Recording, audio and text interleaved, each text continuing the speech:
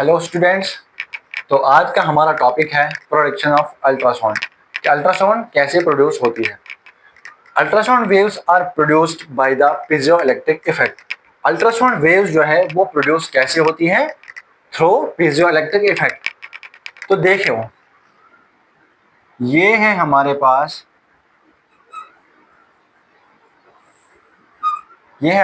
Transducer.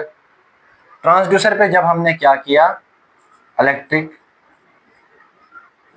Pulse, इस पे हमने क्या की, इलेक्ट्रिक पल्स अप्लाई की। मतलब वो जो लीड कनेक्ट होती है ट्रांसड्यूसर के साथ, उससे क्या होती है, इलेक्ट्रिक पल्स इस पे जब हमने इलेक्ट्रिक पल्स ट्रांसड्यूसर को दी तो इसके अंदर क्या होते हैं, पीजियो इलेक्ट्रिक क्रिस्टल्स। ठीक है, पीजियो इलेक्ट्रिक क्रिस्टल्स।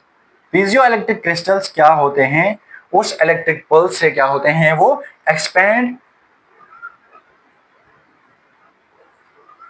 एक्सपेंड और कॉन्ट्रैक्ट होते हैं। ठीक है, एक्सपेंड और कॉन्ट्रैक्ट वो होते हैं रैपिडली, बहुत तेज। जब एक्सपेंड और कॉन्ट्रैक्ट होते हैं तो वहां पे क्या होती है, वहां पे वाइब्रेशन क्रिएट होती है।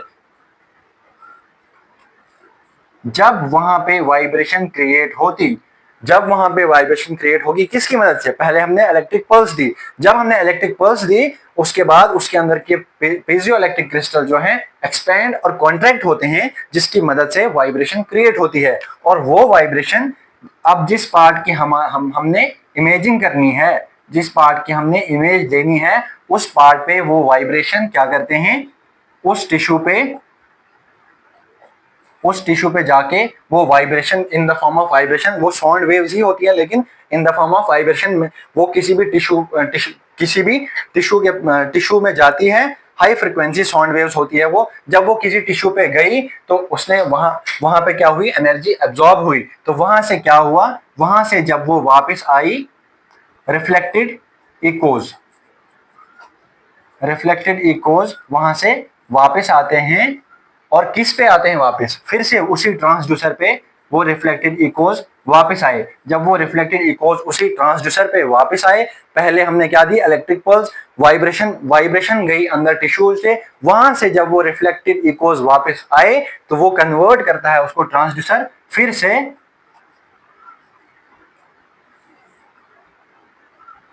इलेक्ट्रिक पल्स में। ठीक है, फिर से वो इलेक्ट्रिक पल्स में कन्वर्ट होती है और हमारे पास कंप्यूटर पे फिर इमेज आती है।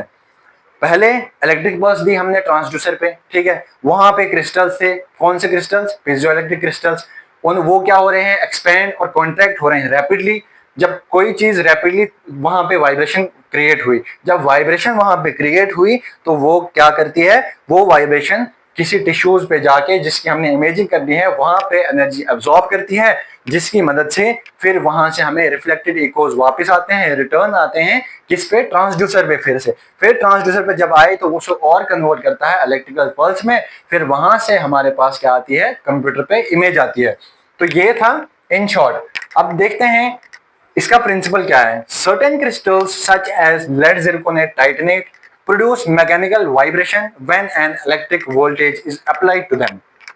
क्या बोलता है कि कुछ क्रिस्टल जैसे कि लेड जिरकोनेट टाइटेनेट प्रोड्यूस करता है मैकेनिकल वाइब्रेशन। क्या करता है? Produce mechanical vibration. Mechanical vibration कब प्रोड्यूस करता है? When an electric voltage is applied to them. जब हम उसे इलेक्ट्रिक वोल्टेज देंगे तो वो क्या करेगी, वाइब्रेशन प्रोड्यूस करेगी। These vibration generate ultrasound waves. यही वाइब्रेशन क्या करती है, अल्ट्रासाउंड वेव जनरेट करती है। वही वाइब्रेशन जब टिश्यू तक जाती है तो वो अल्ट्रासाउंड वेव्स ही होती है। अब प्रोडक्शन ऑफ अल्ट्रासाउंड प्रोड्यूस कैसे होती हैं? An electric pulse is supplied to the transducer. The piezoelectric crystal inside the transducer expand and contract rapidly. तो यही लिखा है यहाँ पे, जब हम इलेक्ट्रिक पल्स सप्लाई करेंगे ट्रांसड्यूसर पे, इलेक्ट्रिक पल्स ही पहले दी हमने ट्रांसड्यूसर को, उसके बाद उसके अंदर जो पीजोइलेक्ट्रिक क्रिस्टल्स होंगे, किसके अंदर, ट्रांसड्यूसर के अंदर जो पीजोइलेक्ट्रिक क्रिस्टल्स होंगे वो क्या होंगे, एक्सपैंड और कॉन्ट्रैक्ट होंगे रैपिडली। एक्सपैंड होंगे, कॉन्ट्रैक्ट होंगे rapidly. These vibration create high frequency sound waves. ये वाइब्रेशन क्या बनाती है, हाई फ्रिक्वेंसी साउंड वेव्स बनाती है। These ultrasound waves travel into the body tissue. वो अल्ट्रासाउंड वेव्स अब किस में गई, as in the form of vibration, किस में गई, टिश्यू में। फिर उसके बाद क्या हुआ, reflected echoes return to the transducer. फिर क्या हुआ, रिफ्लेक्टेड इकोज रिटर्न बैक हुए किस पे, ट्रांसड्यूसर पे। जब ट्रांसड्यूसर पे रिटर्न बैक हुए रिफ्लेक्टेड इकोज, तो the signal the Sam crystal converts the echoes into electrical signal.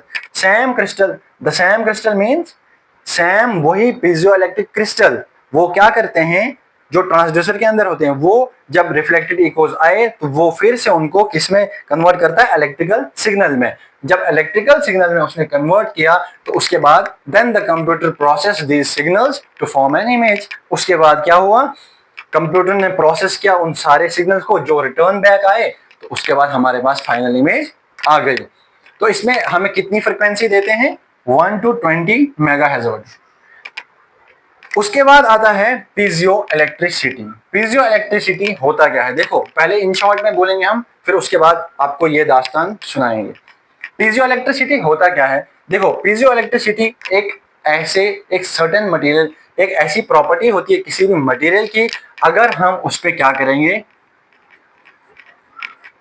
Electric pulse. देखो अगर हमने किसी क्रिस्टल पे इलेक्ट्रिक पल्स अप्लाइड की तो वो क्या करेगी, वो जनरेट करेगी mechanical pressure,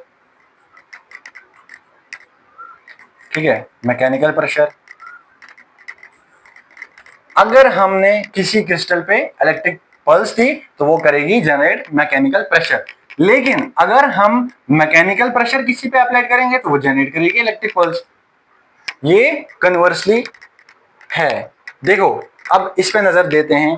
it is the property of certain crystals, ये कुछ क्रिस्टल्स की प्रॉपर्टी है, to produce an electric charge. क्या करती है, प्रोड्यूस इलेक्ट्रिक चार्ज। व्हेन, कब, मगर when mechanical pressure is applied. अगर हम किसी क्रिस्टल पर मैकेनिकल प्रेशर अप्लाइड करेंगे तो वो क्या करेगी, इलेक्ट्रिक चार्ज प्रोड्यूस करेगी।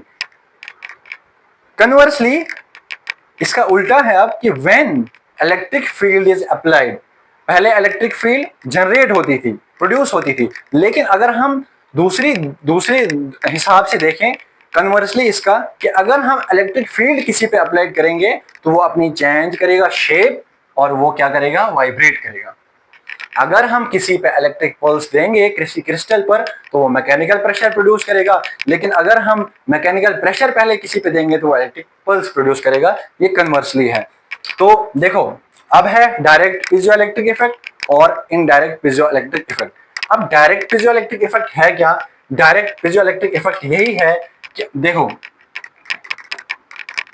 अगर हम किसी पे मैकेनिकल प्रेशर पहले अगर किसी पे हम प्रेशर देंगे, ठीक है, वो प्रोड्यूस करेगी उसके बाद इलेक्ट्रिक पल्स या इलेक्ट्रिक करंट, ठीक है। अगर हम प्रेशर पहले देंगे फिर इलेक्ट्रिक पल्स प्रोड्यूस हुई तो direct piezoelectric effect. Direct piezoelectric effect, direct piezoelectric effect वो इफेक्ट है अगर हम किसी पे